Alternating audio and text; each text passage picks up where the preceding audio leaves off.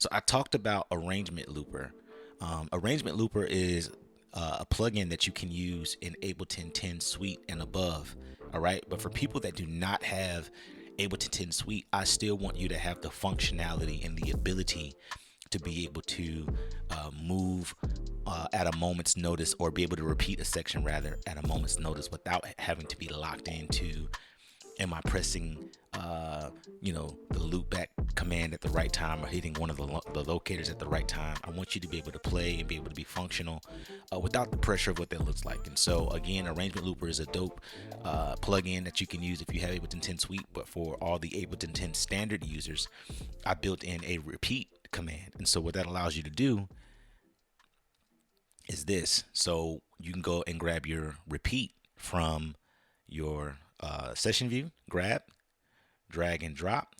All right, so the key to remember about this command is that if you look down at the bottom, you'll see that this particular MIDI clip is only a measure long. And so you have to ensure that when you drag it in, that you drag it in at a distance that's no longer than a measure. Because if you drag it in at a distance that's shorter of a measure, what's going to happen is it's not going to repeat in time. Okay. But being able to do so, what this command allows you to do again is that as long as this repeat channel is on, okay, as long as this repeat channel is on, it allows you to repeat a section. Okay, so let's just see it in real time.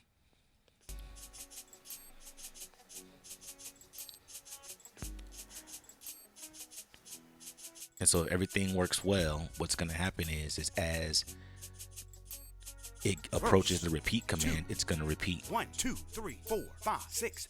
And so you saw it jumped right back to the beginning. Okay. All right. Now, the other key to that though is that now you need to create a MIDI command that allows that to be responsive. All right. And so how you do that is, if I was running this template, if I was running Ableton 10 Suite and I was using Arrangement Looper, then I would have my loop function MIDI key, so that's Command K, and I would have it to set R on, or for repeat, I would have it up there on the loop command. But since we're in Ableton 10 standard, or for my Ableton 10 standard users, I would actually allow the 1 to be mapped to my repeat command, so I could be able to turn this on and off and let it be responsive in real time. Okay, so here we go.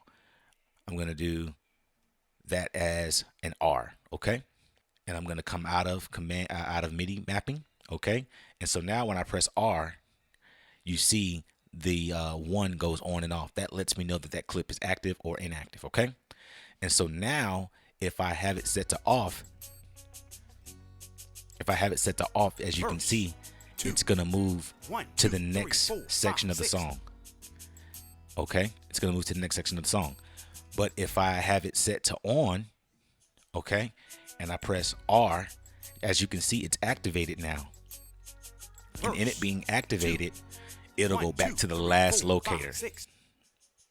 Okay, so I can set this anywhere I want to in the track. Okay, so if I go to the next spot where I want it at, okay, so I can literally map, or I can repeat at any point in the song that I want to, according to being able to trigger my repeat channel on and off. Okay, so I can do that at any part of the song. I'll just give you one more example for practical application. So we're in the record, and right now, as you can see, the repeat command, or the repeat MIDI channel, is off. And as we approach the marker for the verse, 2, 3, 4, 5, 6. As you can see, it goes on to the next section of the song because my repeat channel is not activated. Okay, and right now we're in the verse, and our soloist wants to repeat what that looks like. Okay, and so now I don't have to worry about pressing it in time. I can actually press the R command anytime I want to. As you can see, I just did. It was not in time. It does not affect the time signature of the song. It doesn't affect the time signature of the song.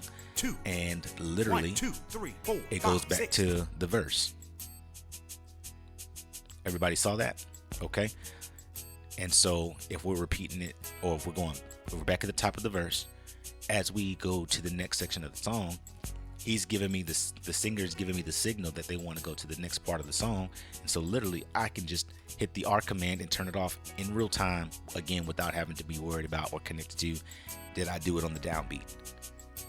And as you can see, it's going to go to the next section of the song. 2, 1, 2, 3, 4, 5, 6. And so as you can see, that's a strategy that I've built in, again, because I want you to be able to loop sections in real time without having to be connected to, did I go back to the last locator? So essentially what I would do is I would place that in every section. There's a locator, and I would be able to toggle. The repeat MIDI channel on and off at a moment's notice, to be able to allow that track to be functional. So I would literally command C to copy, and I would command V to paste it in every part where there's a locator. So I have the option of doing a repeat in any section that I want to. All right. So that's how that works.